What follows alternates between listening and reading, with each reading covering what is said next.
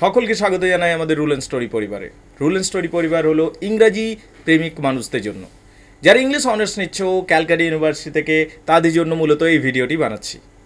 Calcutta university থেকে English honours করতে চাইছো, অর্থাৎ ইংরাজিতে স্নাতক করতে চাইছো। এখন মনেই বিভিন্ন প্রশ্ন রয়েছে যে তুমি ইংলিশ অনার্স পারবে কি না, ইংলিশ অনার্সে কী করে দারুণ নাম্বার তুলতে পারবো, বা ইংলিশ অনার্সে কী কী সমস্যা হতে পারে। এই ভিডিওটি তোমাদের সকলের জন্য যারা ইংলিশ অনার্স নিতে চাইছো। Let's get start guys. সবথেকে প্রথমে তুমি একটা কথা আশেপাশে মানুষের কাছ থেকে শুনতে পাবে ইংলিশ অনার্স নেওয়ার সময়। যখনই তুমি বলবে যে আমি ইংলিশ অনার্স করতে যাচ্ছি বা ইংলিশ অনার্স নিতে চাই, তোমাকে হয়তো অনেকে বলবে যে খুব কঠিন ইংলিশ অনার্স, ইংলিশ অনার্স নিচ্ছিস, পাস করতে পারবি, এই ধরনের তোমাকে কথা শুনলেও শুনতে হতে পারে। কিন্তু ব্যাপারটা হচ্ছে ইংলিশ অনার্স কিন্তু এই যে নতুন প্যাটার্ন এসছে, বিশেষ করে যে নতুন কোর্সটি এসছে আজকে 2025-এ যখন তুমি ইংলিশ অনার্স করতে যাবে ক্যালকাটা ইউনিভার্সিটি থেকে, সেই কোর্সটি একেবারে সহজ। আসলে যে আগের কোর্সগুলো ছিল সেগুলো বেশ জটিল ছিল এবং লেন্দি কোর্স ছিল, অনেক বড় সড়ো কোর্স ছিল, তাই অনেকে পাস করতে পারতো না সেই সময়টাতে। তার জন্য একটা ভয় তৈরি হয়েছিল ইংলিশ অনার্স নিয়ে। আজকে কিন্তু যে নতুন কোর্স রয়েছে তা কিন্তু মোটেও ভয়ের নয়, খুব সহজে পাস করা যায়। এবং যদি প্রত্যেক দিন 2 ঘন্টা করে পড়ো বাড়িতে, তাহলে কিন্তু ফার্স্ট ক্লাসের থেকে অনেক ভালো রেজাল্ট হয়। তাই ইংলিশ অনার্স মোটেও ভয়ের বিষয় নয়, এটা হলো প্রথম বিষয়। দ্বিতীয় কথা, যে ইংলিশ অনার্সে best and the best result করবো কী করে। ইংলিশ অনার্সে যদি তুমি জেনুইনলি ভালো রেজাল্ট করতে চাইছো, তাহলে সবথেকে প্রথমে তোমাকে বাক্যের গঠন ঠিকঠাক রাখতে হবে। বাক্য যে অতীব সুন্দর লিখবো তা নয়, কিন্তু বাক্যগুলো যেন সুন্দর নাই বা হলো, কিন্তু বাক্যগুলো যেন শুদ্ধ হয়, মানে it must be correct sentence. বাক্যগুলো যেন সঠিক হয়। যদি বাক্য সঠিক লিখতে জানো না, টেন্স ট্রান্সলেশন নিয়ে কোনো ধারণা নেই, এখনও সময় আছে, টেন্স ট্রান্সলেশন সংক্রান্ত বিষয়টাকে পাকাপাকিভাবে শিখে নাও। মানে টেন্স ট্রান্সলেশন, বাক্যের গঠনটাকে অন্তত শিখে নাও। কারণ ইংলিশ অনার্স করবে আর বাক্যের গঠনে ভুল থাকবে, সেক্ষেত্রে কিন্তু স্যাররা নাম্বার কাটেন। তাই বাক্যের গঠন যেন ঠিক থাকে। এবার ব্যাপার হচ্ছে পড়াটা কেমন হবে। দেখো, ইংলিশ অনার্সের যে পড়াগুলো থাকে, সেটা হিস্ট্রি অফ ইংলিশ লিটারেচার হোক, কবিতা হোক, গল্প হোক, নাটক হোক, এই পড়াগুলো কিন্তু মোটেও কোনো সমস্যা তৈরি করবে না। তুমি যখন ইংলিশ অনার্স নেবে, তুমি তোমার সামনে কোথাও হোক একটা ভালো ইংরাজি টিউশন কিন্তু অবশ্যই নেবে। আমি কিন্তু ইংলিশ টিউশনটাকে সাপোর্ট করি। তার কারণ হচ্ছে অনেক সময় কলেজে যদি ভালো কলেজ হয়ে যায়, অনেক সময় সব কোর্সে কমপ্লিট হয়, কিন্তু অনেক সময় বিভিন্ন কলেজে কোর্স কমপ্লিট হয় না, সেটা একটা বড় সমস্যার কারণ তৈরি হয়। তাই তুমি যদি টিউশন নিয়ে থাকো, সেখানে কোর্স তো কমপ্লিট হবেই, তার সাথে সাথে রিভিশনও হয়ে যাবে। তাই অবশ্যই একটা টিউশন কিন্তু ভালোভাবে নেবে। যদি অফলাইন সেকশনে তুমি টিউশন না পাও সেরকম, তাহলে অনলাইন সেকশনেও টিউশন নিতে পারো, যেটা কিন্তু তোমাকে ভালো রেজাল্ট করতে প্রপারলি একটা গাইডেন্স দেবে।